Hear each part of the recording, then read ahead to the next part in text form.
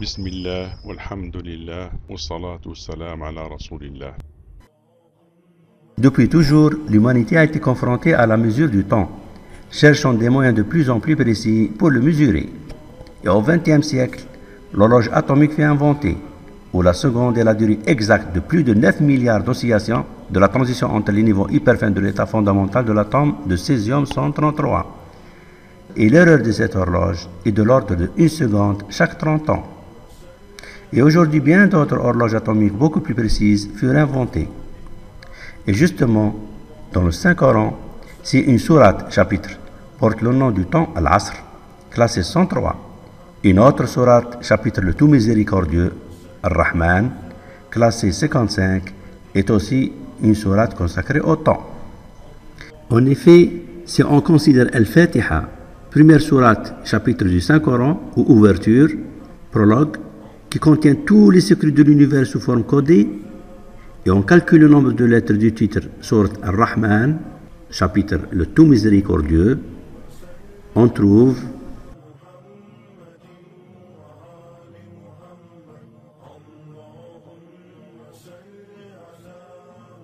on trouve 103, soit exactement le classement de sourate chapitre le temps Al-Asr 103.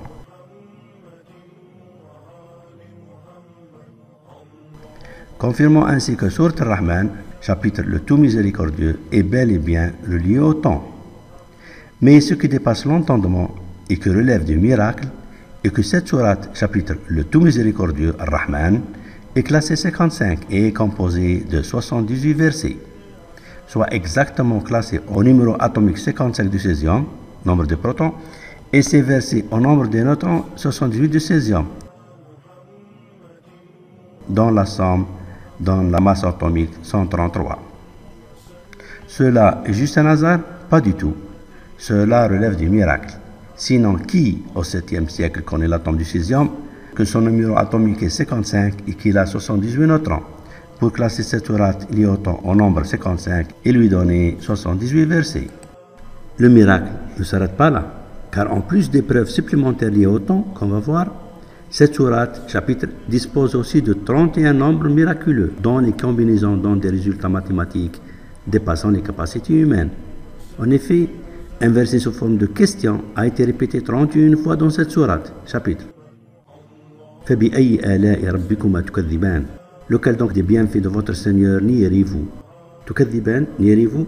Cette question est posée aux deux genres, humain et djinn, al-muthanna, al-ins wal djinn.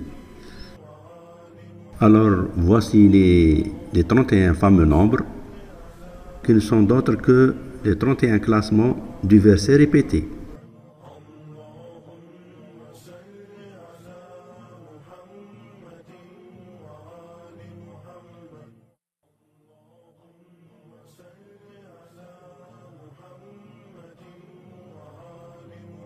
Et ce qui est extraordinaire est que leur nombre 31 est un nombre premier.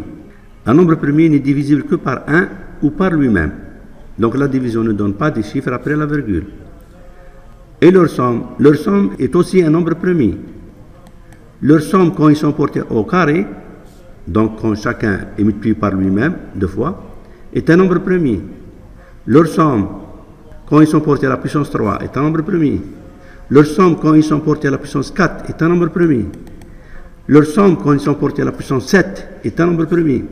Leur somme, quand ils sont portés à la puissance 10, est un nombre premier. Leur somme, quand ils sont portés à la puissance 16, est un nombre premier. Et leur somme, quand ils sont portés à la puissance 55, où 55 est le classement de cette sourate, chapitre, est un nombre premier. Un nombre premier de 104 chiffres. Qui, au 7e siècle, peut vérifier que ce nombre de 104 chiffres est un nombre premier?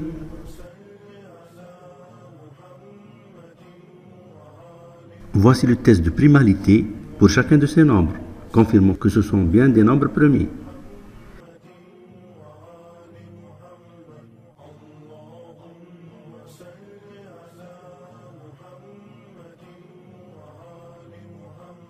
Vous pouvez vous-même faire ce test sur Internet en allant sur des sites de vérification.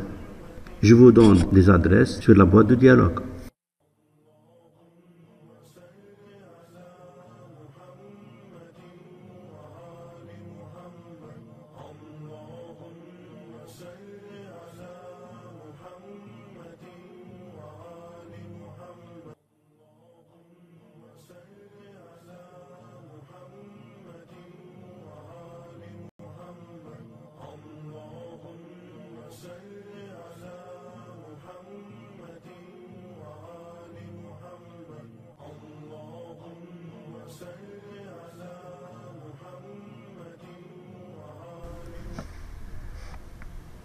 Même avec un ordinateur et des algorithmes, on ne peut avoir 31 nombres similaires, surtout que les puissances utilisées donnent un nombre qui fait réjouir les mathématiciens. En effet, si on compte la puissance 1 à la puissance 2, etc., jusqu'à la puissance 55, puis à ce nombre, on leur colle son inverse, on aura un grand nombre de 22 chiffres.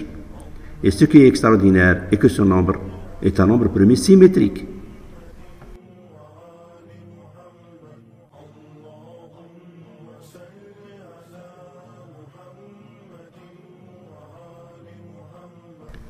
Qui, au 7e siècle, peut choisir 31 nombres, classement de versets d'un texte répété, qui donne ses prouesses mathématiques? Si maintenant on calcule le nombre de lettres de cette sourate, chapitre, on trouve 1657 lettres.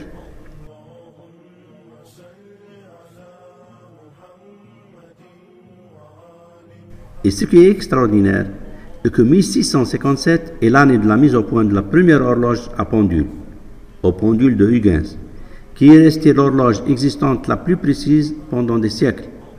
Cela est aussi juste un hasard? Et si maintenant on calcule le même nombre de lettres de cette sourate, chapitre, mais sans les 30 répétitions du verset répété, qui compte 20 lettres chacun, on a 1057. Et ce qui est extraordinaire est que 1057 est la valeur numérique de Sourate al-Asr, chapitre le temps, 1057. En effet, si on donne à chaque lettre sa valeur numérique qu'elle a dans le tableau alphanumérique Abjad, qui existe depuis que l'alphabet arabe existe,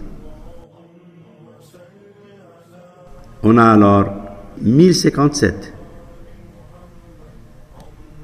Ainsi, on vient de confirmer que Sourate Ar-Rahman, le tout miséricordieux, est bel et bien lié au temps, puisque non seulement son classement 55 et ses versets 78 sont au nombre des protons et neutrons du 16e, 55 protons et 78 neutrons, utilisés pour la première horloge atomique de l'histoire humaine, mais que même le nombre de ces lettres sont les versets répétés et 1057 soit exactement égal à la valeur numérique de Sourate chapitre le temps, Sourate al-Asr, qui est l'unique sourate portant le titre le temps, al-Asr.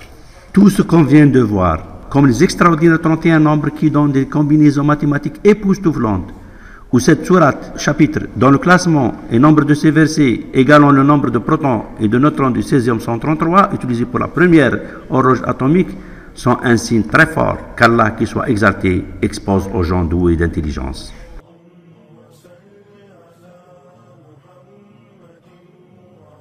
يا أيها الناس قد جاءكم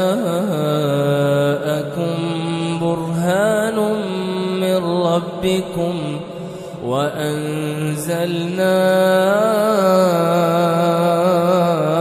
إليكم نورا مبينا. وآل محمد الله